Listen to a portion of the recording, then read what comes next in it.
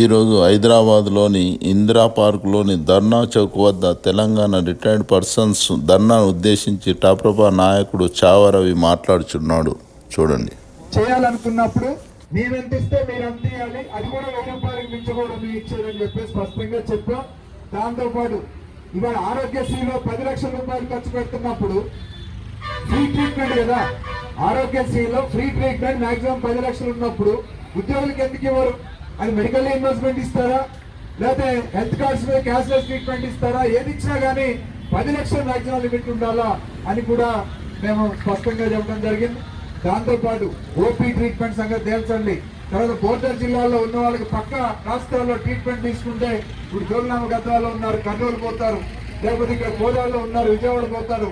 ఇక్కడ ఎమర్జెన్సీ ఉన్నప్పుడు పక్క రాష్ట్రాలకి పోయి ట్రీట్మెంట్ తీసుకుంటే అక్కడ కూడా ఈ క్యాష్లెస్ ట్రీట్మెంట్ ఇంప్లిమెంట్ అయ్యేట్టుగా చూడాల్సినటువంటి అవసరం ఉందని కూడా స్పష్టంగా అడగటం జరిగింది. ఈ రకంగా మనం డిమాండ్స్ పెడితే సరే, ఉన్న చర్చల్లో ఎట్లా అంటే ఆవురావులు అంటే అదేదో ఆకలి ఉన్నోడికి బిర్యానీ పెట్టినట్టు, అసలు హెల్త్ కార్డు అని కిందంతా అర్జుంది కాబట్టి ఏదో ఒకటి ముందు హెల్త్ కార్డు తీసుకుంటే మనం సాధించిన వాళ్ళం అవుతాం అనేటువంటి కోరిక నాయకుల్లో ఉండి ఎవరికి వాళ్ళు ఇవ్వండి సార్ హెల్త్ కార్డు, ఇవ్వండి సార్, ముందు స్టార్ట్ చేయండి సార్ అనే కాడికి వచ్చారు. అంటే 1.5% అంటే ఎంత అవుతుందో చూస్తున్నారో అని లెక్కేసుకోండి. ఎంతగా ఎందుకు కట్టాలంత అమౌంట్ అని అంటే దానికి ఎవరు ముందు హెల్త్ కార్డు స్టార్ట్ అయిన తర్వాత చూద్దామనే స్థితికి వచ్చారు. సో చివరికి సిఎస్ కూడా ఏమంటాడంటే ఫస్ట్ ఫెయిల్యూర్ స్కీమ్ గా ఉండకూడదు ఇది, అందుకని ఎక్సెస్ మిగిలితే నెక్స్ట్ ఇయర్ నుంచి తీసుకునేటువంటి దాంట్లో 1.2% లేకపోతే 1% తగ్గించుకుందాం. అందుకని 1 year ఎక్స్పీరియన్స్ చూసేదాకా మీరు ఓపీ పట్టండి. లేదు ఇట్లా చర్చలు జరుపుకుంటే ఎంతకాలమైనా ఈ చర్చలే ఉంటాయి తప్ప హెల్త్ కార్డ్స్ మాత్రం రావు, ఈ మీటింగ్లు ఇట్లాగే జరుగుతుంటాయి అనే పద్ధతిలో నా ఎక్స్పీరియన్స్ లో నేను చెప్తున్నా.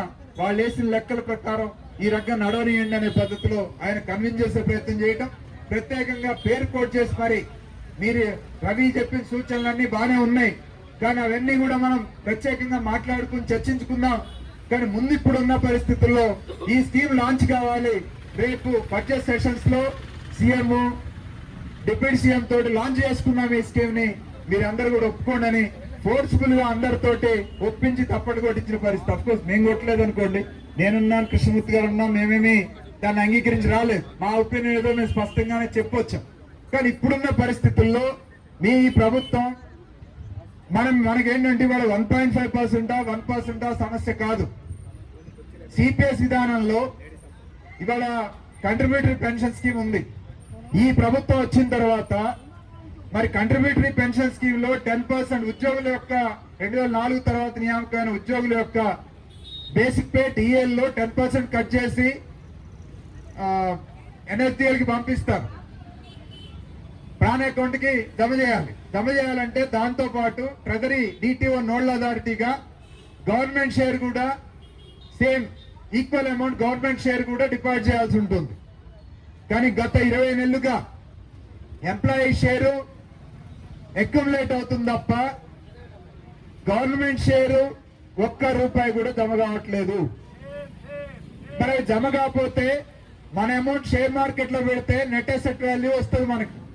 మరి ఇప్పుడు గవర్నమెంట్ షేర్ మార్కెట్ లో పెట్టాలంటే మన అమౌంట్ కి గవర్నమెంట్ మ్యాచింగ్ గ్రాంట్ కూడా కలిపి పంపించాలి. అది పోవట్లేదు, ఇది పోవట్లేదు, ఇంట్రెస్ట్ లాస్ అవుతుంది, నెట్ అసెట్ వాల్యూ కూడా మనకు తగ్గిపోతుంది.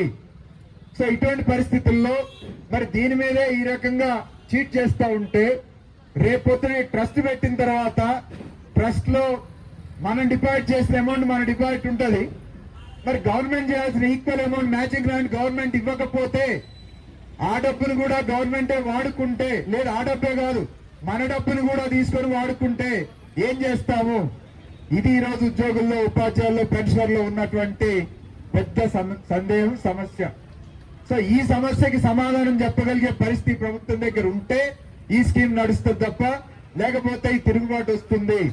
అందుకని ఇవాళ స్పష్టంగా చెప్తా ఉన్నాం, మీరు హెల్త్ కార్డ్స్ ఇంప్లిమెంట్ చేయాలనంటే మీ ప్రభుత్వం యొక్క విశ్వసనీయత నిలుపుకోండి. ఉపాధ్యాయుల ఉద్యోగులకు సంబంధించినటువంటి డబ్బు మేము వాడుకోము, అట్లాగే మేము ఇవ్వాల్సినటువంటి కంట్రిబ్యూషన్ కూడా మేము టైమ్లీగా జమ చేస్తాం ట్రస్ట్ అని చెప్పి మీరు అష్యూరెన్స్ ఇవ్వగలిగితే, ఆ అష్యూరెన్స్ కూడా నమ్మకమైనటువంటి అష్యూరెన్స్ ఇవ్వగలిగితేనే సాధ్యం అవుతుంది తప్ప లేకపోతే కాదు అనేటువంటి విషయాన్ని కూడా ఈ సందర్భంగా మీ దృష్టికి తీసుకొస్తా ఉన్నాం. మరి ఆ రకంగా ప్రభుత్వాన్ని డిమాండ్ చేస్తా ఉన్నాం. ఇవాళ మనము ఎవరు ఏ రకమైనటువంటి భ్రమలు చేసి ఏర్పడింది. ఉపాధ్యాయ సంఘాలు ఇవాళ దేశవ్యాప్తంగా జాతీయ ఫెడరేషన్ ఉన్నాయి. School teachers federation of India ఉంది. నేను దానికి జనరల్ సెక్రటరీగా ఉన్న ఆల్ ఇండియా లెవెల్లో. అట్లాగే మన దాకా సంయుక్త గారు కూడా వైస్ చైర్మన్ గా ఉన్నారు. మరి అటువంటి ఎస్కేఎఫ్ఐగా చొరవ తీసుకొని ఉపాధ్యాయ సంఘాలతో జాతీయ స్థాయిలో సమావేశం ఏర్పాటు చేస్తారు. Round table. All India school teacher federation, all India secondary teacher federation, all India elementary teacher federation, all India federation of teachers organisation అని ఇట్లా మొత్తంగా ఒక 11 సంఘాలు ఉన్నాయి. నేషనల్ ఫెడరేషన్స్ అందరినీ ఆహ్వానిస్తే 9 సంఘాలు వచ్చినాయి. 9 సంఘాలని కూర్చొని మాట్లాడుకున్న దాన్ని బట్టి దాదాపు 5 సంఘాలు జాయింట్ యాక్షన్ లోకి వచ్చినాయి. మిగిలిన సంఘాలు సాలిడారిటీ అసోసియేషన్స్ గా బయట నుంచి మద్దతు ఇస్తామన్నారు.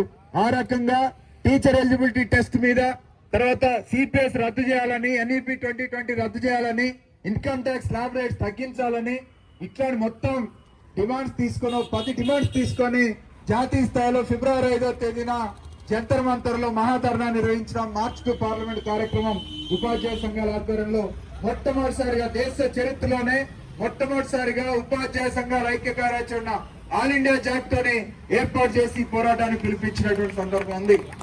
ఆ పిలుపు సక్సెస్ అయింది. తెల్లవారే పోతే విద్యామంత్రి కలుద్దామని మెమరాండం ఇద్దామని వెళ్తే ఆ ఆసనం కనిపించింది ఆయన మాటల్లో. మా ధర్నా సక్సెస్ రేట్ ఆఫ్ సక్సెస్ మాకు ఆయన మాల్లో కనిపించింది ధర్మేంద్ర ప్రధాన్ గారి దగ్గర. మీరు ధర్నాలు చేస్తారు, పోరాటాలు చేస్తారు, మళ్ళీ ప్రార్థించాలి కోసం. అవును, మేము చేసింది ఎందుకంటే మీకు వినపడాలని, కనపడాలని. ఆ రకంగా మీ దగ్గర రిప్రజెంటేషన్ పెట్టుకుని వచ్చామంటే అడ్డదిడ్డంగా మాట్లాడి టెట్ని సుప్రీంకోర్టు ఇచ్చే మేమేం చేస్తామంటాడు, సిపిఎస్ పాలసీ అంటాడు, ఎన్ఈపి 20 వల్ల మీకు ఏం నష్టం వచ్చిందంటాడు. ఇట్లా ఆరోగెంట్ గా మాట్లాడినటువంటి సందర్భం ఉంది. ఎందుకంటే బీజేపీ నాయకత్వం దగ్గర అంతకంటే గొప్ప మర్యాద దొరుకుతుందని మేము అనుకోలేదు. కానీ ఆ పదవిలో ఆయన ఉన్నాడు కాబట్టి కింద మనం ఏం చేశామో. మరిన్ని పెన్షనర్ల వార్తల కోసము ఈ ఛానల్ని సబ్స్క్రైబ్ చేసుకోండి. నచ్చితే లైక్ అండ్ షేర్ చేయండి, కామెంట్ చేయండి.